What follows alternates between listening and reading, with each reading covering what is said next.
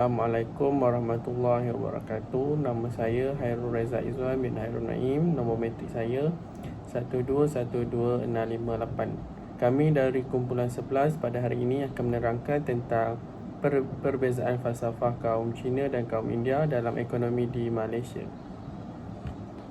Yang pertama ialah latar belakang kajian. Ekonomi konvensional merupakan satu ekonomi yang sudah dipraktikkan secara meluas di dalam sesebuah masyarakat. Sistem ekonomi konvensional juga ditentukan oleh manusia di dalam sesebuah masyarakat yang tidak mempunyai piawai yang mutlak tetapi bersifat anjal dan boleh berubah mengikut ketentuan masyarakat. Sistem ini juga terdiri daripada sistem kapitalis, sosialis, komunis dan ekonomi campuran. Dalam kajian ini kami akan menerangkan tentang sistem ekonomi kapitalis. Sistem ekonomi kapitalis ialah sistem perusahaan bebas, iaitu ekonomi yang dijalankan tanpa campur tangan kerajaan dan berasaskan keuntungan. Yang kedua ialah sistem ekonomi sosialis. Sistem ini dikenali sebagai sistem perancangan pusat. Sistem ekonomi ini diamalkan bagi mengelakkan masalah-masalah timbul daripada sistem ekonomi pasaran bebas. Yang ketiga ialah sistem ekonomi konvensional, iaitu sistem ekonomi komunis. Sistem ini tidak mengiktiraf pemilik harta persendirian dan mengetepikan secara langsung dasar pasaran bebas. Yang terakhir ialah sistem ekonomi campuran. Sistem ini merupakan gabungan antara sistem ekonomi pasaran bebas dan sistem ekonomi perancangan pusat. Ini ialah permasalahan kajian. Umum mengetahui bahawa sistem ekonomi di setiap negara berbeza antara satu sama lain. Perbezaan sistem ekonomi di setiap negara dipengaruhi oleh beberapa faktor yang menyebabkan negara tersebut mengamalkan sistem ekonomi yang berlainan. Oleh sebab itu, untuk memahami konsep sistem ekonomi di setiap negara, kajian ini memfokuskan terhadap perbezaan dan perbandingan konsep sistem ekonomi menurut falsafah kaum Cina dan India. Samping itu, kami juga akan fokus kepada prinsip sistem ekonomi di Malaysia. Kajian ini akan menerangkan perbandingan ekonomi kaum Cina dan India. Terusnya ialah persoalan kajian. Antara persoalan kajian yang dapat disimpulkan ialah yang pertama, bagaimana kaum Cina dan India menjelaskan konsep sistem ekonomi mengikut pemikiran mereka. Yang kedua ialah apakah kesan ekonomi konvensional kaum Cina dan India terhadap ekonomi di Malaysia. Yang ketiga ialah sejauh mana perbezaan yang terdapat di dalam sistem ekonomi Cina dan kaum India di Malaysia. Seterusnya ialah objektif kajian. Dalam kajian ini terdapat 3 objektif. Yang pertama ialah mengenal pasti jenis ekonomi yang digunakan oleh kaum Cina dan India. Yang kedua ialah mengkaji perbezaan falsafah Cina dan India dalam ekonomi konvensional di Malaysia. Yang ketiga ialah menyatakan impak yang positif terhadap ekonomi Malaysia berdasarkan ekonomi yang digunakan oleh kaum Cina dan India. Skop kajian. Kajian ini memfokuskan kepada jenis ekonomi yang digunakan oleh kaum Cina dan India di Malaysia. Kepelbagaian masyarakat etnik, budaya dan kepercayaan di Malaysia ini menyebabkan pelbagai jenis ekonomi yang digunakan pakai. Selain itu, ekonomi Cina tentunya sudah menguasai ekonomi negara sejak dahulu lagi. Bismillahirrahmanirrahim. Assalamualaikum warahmatullahi wabarakatuh. Nama saya Muhammad Akmal Azib bin Rosman dan nombor metrik saya 1212651. Saya akan membentangkan sorotan literatur. Yang pertama, menurut Hu K. Kim 1971 dan J.N. Ramakrishnan 1996 menceritakan dalam artikel mereka bagaimananya datangnya kaum India ke tanah Melayu semasa pemerintahan British. Yang kedua, artikel M.L. Langkor anak lelaki Muniadi 2015 menerangkan bagaimana dasar ekonomi baru DEB dapat membantu sosioekonomi antara kaum di Malaysia. Dan yang terakhir, Namri Sidek 2019 dan Kebayan Jelita 2019 berkata bahawa bagaimana dan kenapa orang-orang Cina dari tanah besar Cina dibawa masuk ke tanah Melayu oleh British sebagai buruh kasar. Assalamualaikum, saya Muhammad Nabil bin Hisham, nombor metrik 1212592. Seterusnya kita pergi kepada bab 3, iaitu yang pertama sekali metodologi kajian. Kami menggunakan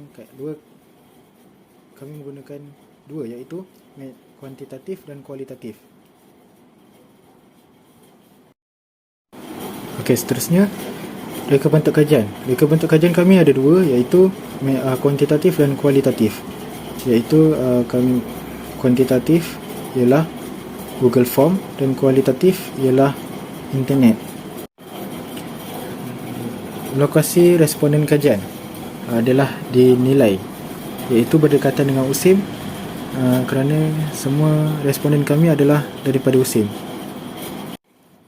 Instrumen kajian kami ada dua, iaitu Google Form, iaitu kuantitatif, dan juga internet yang merupakan kaedah kualitatif. Seterusnya kita pergi kepada kaedah menganalisis data. Yang pertama, kami merancang siapa bakal responden kami, dan kedua, kami merangka soalan yang ingin diajukan kepada responden supaya Google Form kami itu lebih mendatangkan hasil yang lebih efektif. Seterusnya, saya akan membentangkan falsafah kaum India. Yang pertama, kekurangan tenaga kerja di tanah Melayu semasa penjajahan British. Hal ini disebabkan orang Melayu dan orang Cina tidak tertarik untuk bekerja di ladang-ladang getah kerana orang Cina lebih fokus dalam perusahaan biji timah, manakala orang Melayu lebih dalam bidang pertanian, iaitu menanam padi. Hasilnya, pertanian biji getah didominasi oleh orang-orang India. Yang kedua, penebangan pokok-pokok getah semasa pemerintahan Jepun telah mengakibatkan sebahagian besar orang India kehilangan pekerjaan, namun masih mendapat layanan yang lebih baik berbanding orang Cina. Tambahan pula, semasa pemerintahan Jepun, kebanyakan orang-orang India dipaksa menjadi sukarela untuk pembinaan landasan kereta api yang mengakibatkan majoriti daripada kaum lelaki India meninggal dunia dan ada yang sampai tidak dapat dijejaki. Penyambungan dasar-dasar ekonomi British telah melakukan dasar pecah dan perintah seperti yang pernah dilakukan sebelum ini.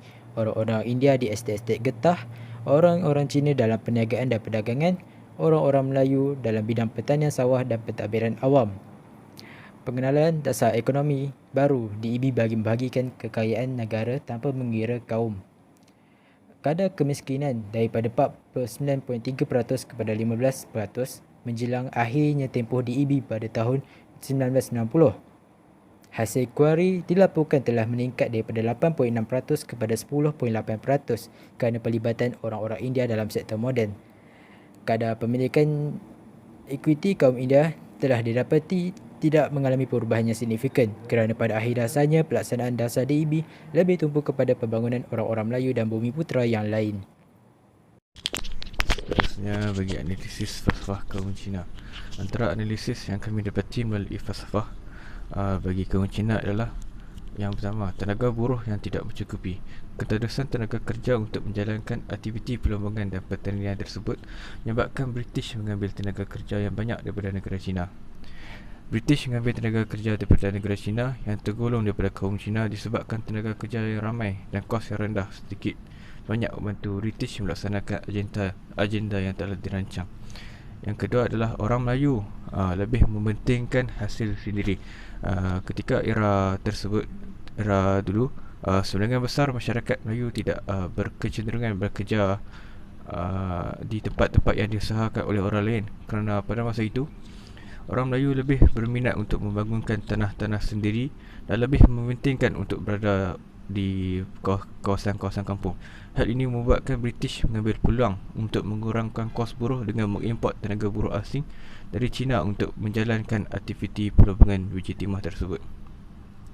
Yang ketiga adalah memberikan sumbangan yang besar dalam ekonomi. Pada masa ini, di Malaysia, masyarakat Cina telah memberikan sumbangan yang besar dan dalam mengembangkan ekonomi dengan ekonomi negara sejajar dengan apa yang dimahukan oleh kerajaan Malaysia untuk memajukan negara tanpa ada memilih satu kaum. Ini menyebabkan negara Malaysia dapat bersaing dengan negara-negara maju. Yang terakhir adalah kaum Cina telah mengubah budaya dan amalan baru. Budaya baru muncul selepas berlakunya campuran budaya antara budaya Melayu dan Cina, yang di mana telah membentuk identiti yang tersendiri. Bukan sahaja terkenal dengan pakaian sulaman baju kebaya yang datang daripada Cina yang bercorak batik, di Malaysia, tapi makanan tradisional juga dapat menarik minat pelancong luar dan peniaga-peniaga dalam negara dapat mempromosikan kekayaan budaya yang ada di negara kita. Kali untuk kesimpulan yang telah kami kaji, berdasarkan kajian yang telah kumpulan kami lakukan, jelas dan nyata melampirkan bahawa ekonomi konvensional bagi falsafah kaum Cina dan ekonomi konvensional falsafah kaum India mempunyai perbezaan yang kebanyakannya berpaksikan langkah-langkah untuk melekatkan kehendak manusia mengikut pengedaran masa ke semasa. Ini menunjukkan penjajah yang datang di tanah Melayu telah memberikan beberapa kesan yang positif dan impak yang besar kepada sistem ekonomi konvensional di Malaysia, di mana telah mengubah beberapa pendekatan dan sistem pentadbiran ekonomi di negara kita.